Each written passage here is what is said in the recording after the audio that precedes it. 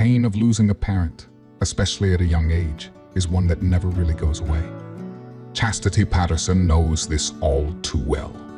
The 23-year-old Arkansas woman lost her father several years ago and has felt herself bereft at times without him there to guide her. So, for the last 4 years, Patterson has been texting her late father's cell phone in hopes the messages would somehow reach him wherever he may be. In her texts, Patterson would share details about her day, tell her dad how much she missed him, and text him the "I love you" that she so desperately wished she could say in person. Then one night, much to her surprise, she received a response, and the message that came along with it left her stunned.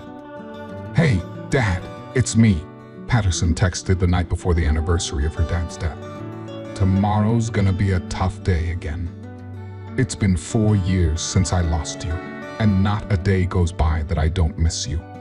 She then recounted the truly challenging 4 years she's had since her dad's been gone, from beating cancer to finishing college to having her heart broken for the first time. "I promised you I'd take better care of myself," she told her dad, adding that she hasn't been sick since he passed away.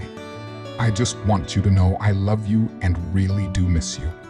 But not long after, a reply came through, and Patterson couldn't believe the kind words she was soon reading. "Hi, sweetheart.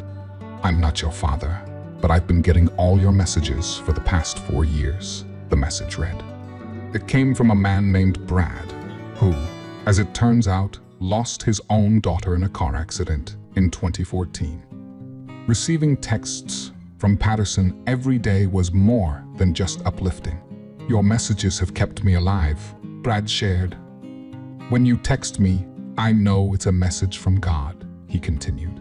"I'm sorry you lost someone so close to you, but I've listened to you over the years, and I've watched you grow and go through more than anyone."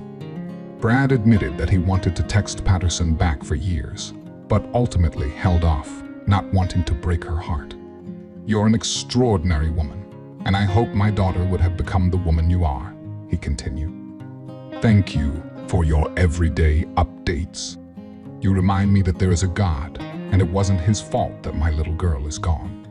He gave you my little angel, and I knew this day was coming."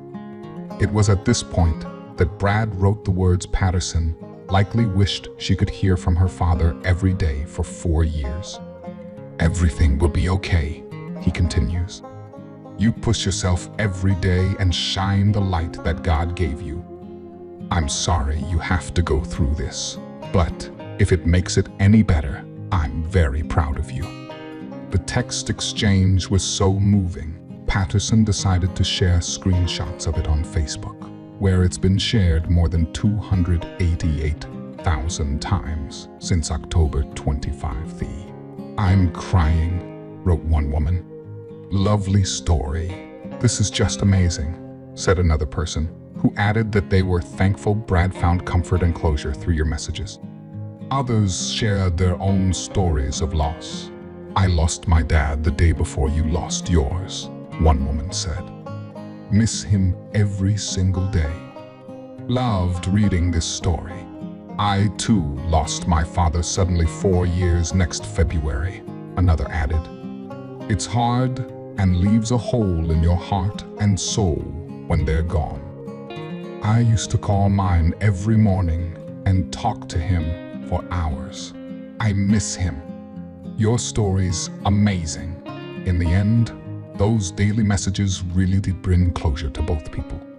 And in Patterson's Facebook post, she shared that finally, after 40 years, "Today was my sign that everything's okay and I can let him rest," she wrote in her post.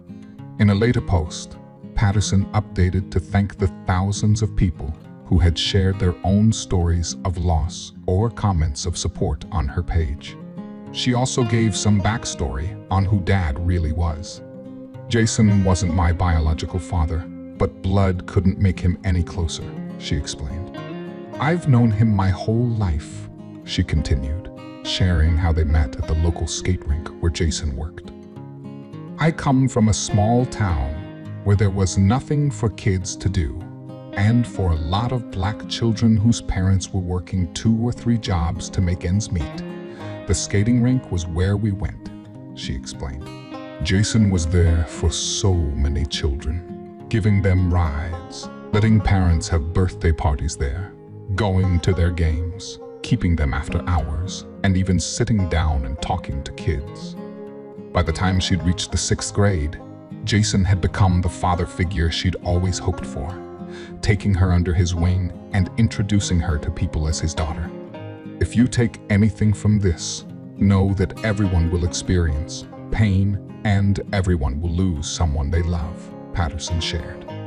So love the people you have now and tell them everything, because when they're gone, it'll be too late to say sorry or how you really feel. Also, create a wonderful support team because you'll need it.